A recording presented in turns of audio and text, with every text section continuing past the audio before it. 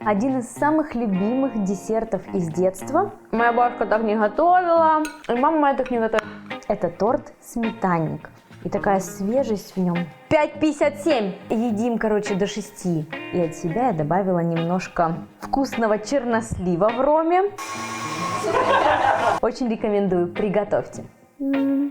А что ты камерой виляешь? Типа я отъехала? Ну что, скорее на кухню, а я на кухне. Готовы? Тогда давайте начинать. В общем, знаете, это...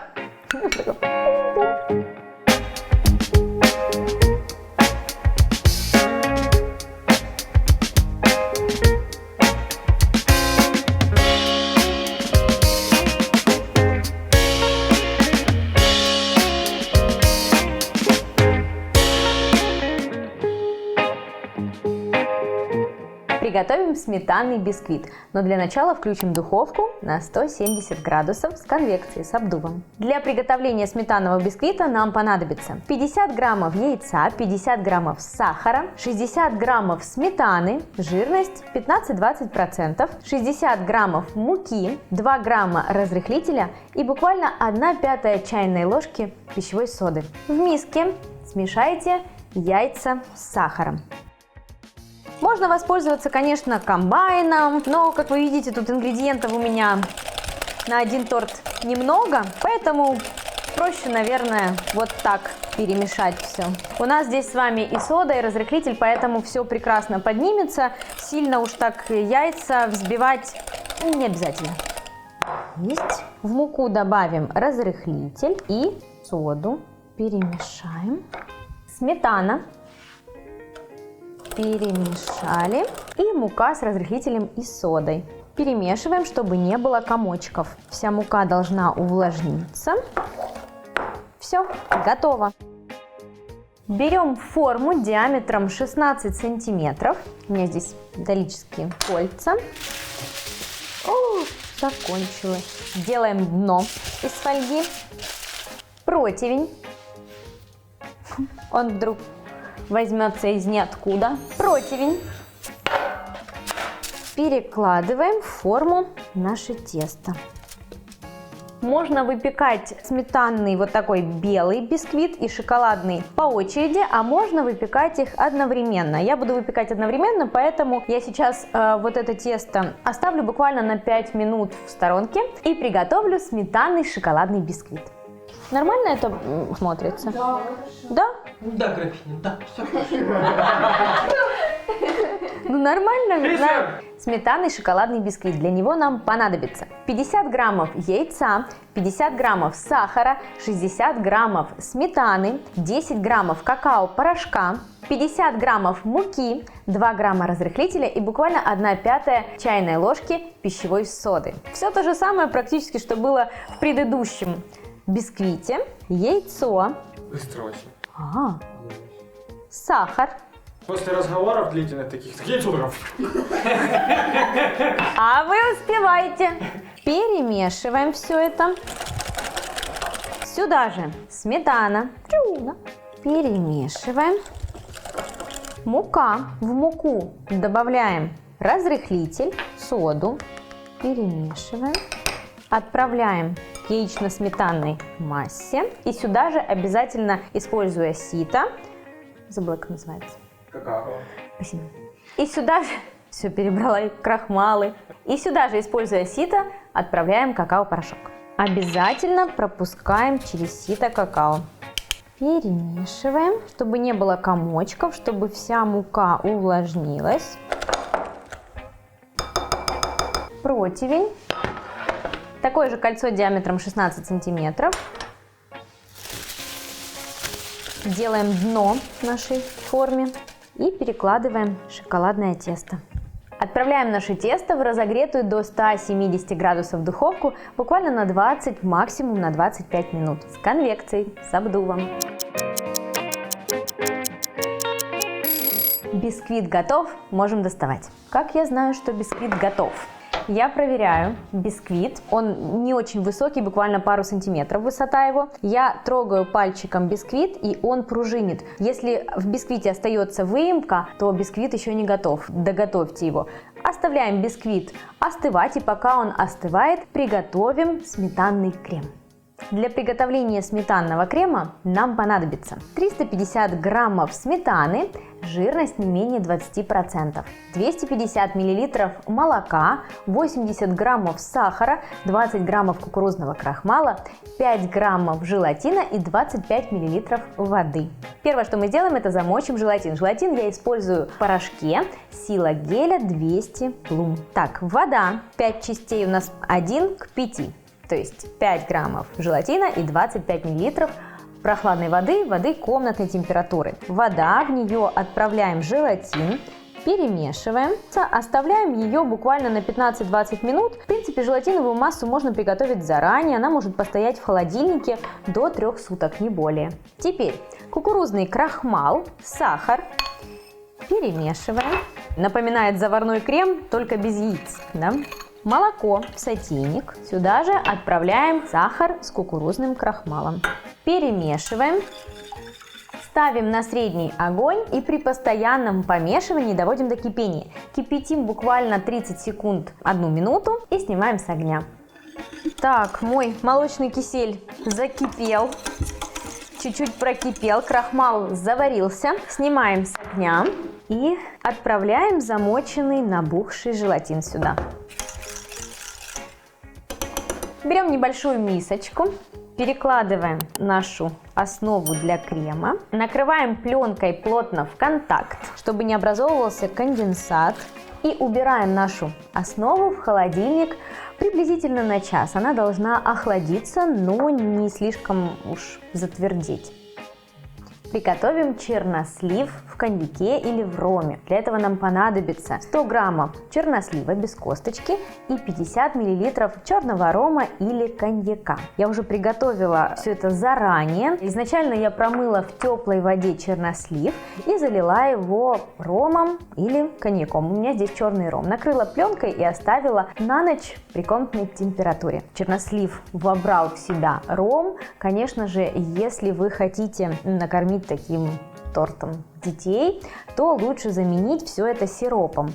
Возьмите буквально 50 мл воды, 50 мл сахара, доведите до кипения, охладите сироп и залейте на ночь им чернослив. Чернослив станет мягким. Так, отставляю пока в сторону. Также я заготовила сироп для пропитки. Он очень прост в приготовлении. Возьмите 80 мл воды, 80 граммов сахара, соедините все это в сотейнике, прогрейте, чтобы сахар растворился, и охладите. Сироп для пропитки готов.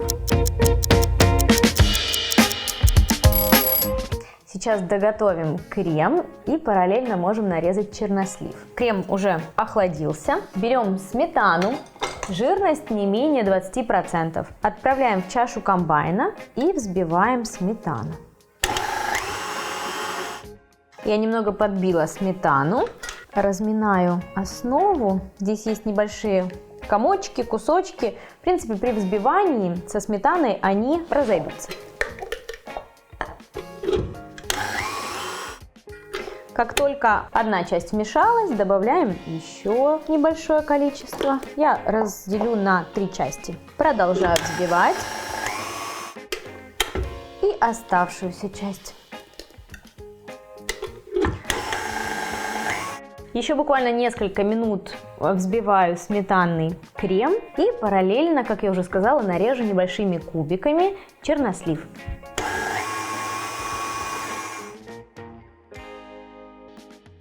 Хочешь черносливинку в роме? А я за рулем ничего? Ой, оно разойдется тебе 100 раз за рулем. Что ты ожидал съесть? Объясни мне. Чернослив рома. Ну вот, а что ты... Ром. Ром. Крем готов. Он не держит форму, пусть это вас не пугает, все нормально. 2 бисквита, нож-пилка, пергамент и маленький нож. Снимаем фольгу, запускаем нож между формой и бисквитом и отделяем бисквит от формы.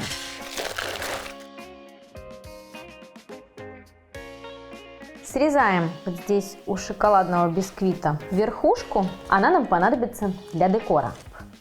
И разрезаем бисквит вдоль на 2 коржа. Раз.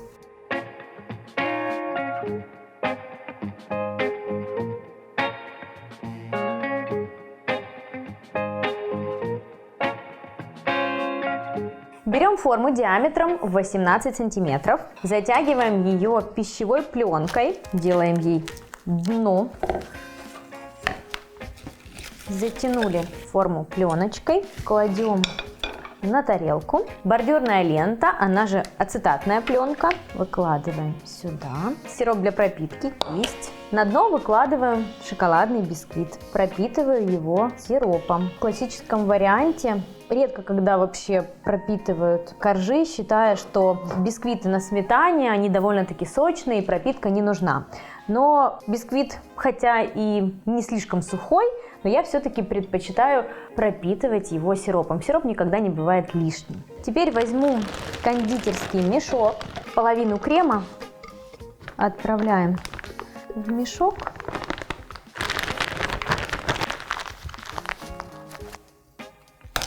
Так, и заполняем пространство между бисквитом и формой. Так, выкладываем на бисквит кусочки чернослива, крем.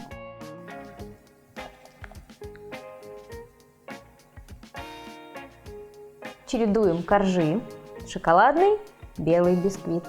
Так, белый бисквит. Снова сироп, пропитка.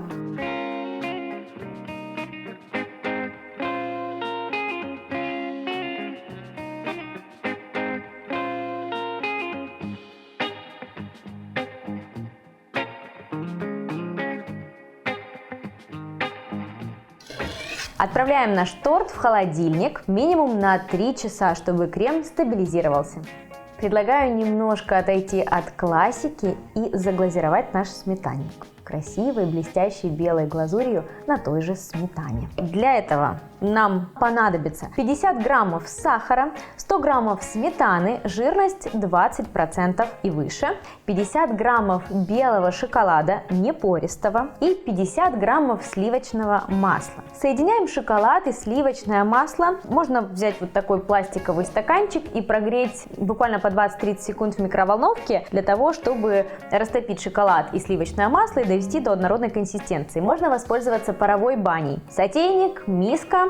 В миску точно так же шоколад и сливочное масло и растопить. Я разогрею все это в микроволновке. Итак, шоколад, сливочное масло отправляем в микроволновку. Сметана и сахар. Перемешиваем. Сахар должен раствориться. Можно также в микроволновке буквально 10-20 секунд прогреть сметану с сахаром, так, чтобы сахар у вас растворился. Шоколад растопился, сливочное масло тоже. Уже не вижу я точечек, крупинок сахара в сметане. Можно все это соединить с шоколадом, сливочным маслом. Аккуратненько перемешиваем. И для того, чтобы глазурь блестела и имела глянцевый, красивый вид, я рекомендую вам глазурь пробить погружным блендером. Только осторожно, не запустить туда пузыри воздуха. Так, я опускаю блендер прямо на дно и не поднимаю его, чтобы не напустить пузырей воздуха. После пробивания очень хорошо жир объединяется с водой, и глазурь имеет блестящий глянцевый вид.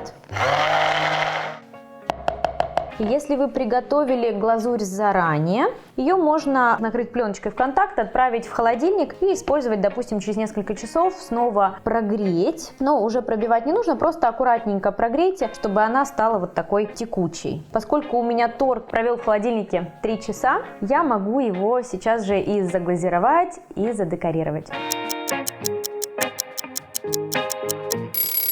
Я достала торт из холодильника. У меня на дне здесь пищевая пленка, как вы помните. Можно вот так его приподнять смело. Крем уже стабильный. Так, переставить на презентационную тарелку. Поднять. Если вы приподнимаете, не хочет отходить форма. Скорее всего, где-то попал крем между пленкой и самой формой. Поэтому я рекомендую вам взять вот такой вот тонкий нож и пройтись между пленкой и формой. Теперь берем глазурь и покрываем сверху наш торт. Я покрываю его не полностью, только верхушку. Край обсыпаться будет крошкой бисквитной. Есть. Теперь Прикрываем край шоколадной крошкой.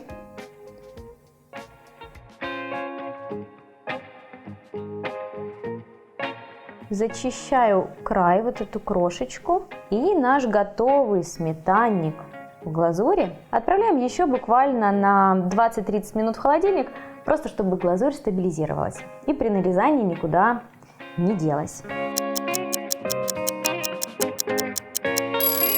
Вот такой нежный, красивый торт, сметанник с черносливом у нас получился. Такое, знаешь, воздушное облачко.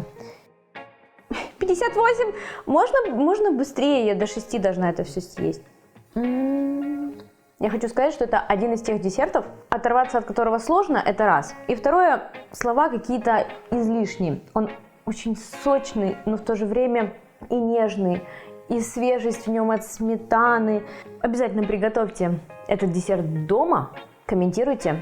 Я знаю, что вы мне скажете, что это не сметанник. Моя бабушка так не готовила, и мама моя так не готовит.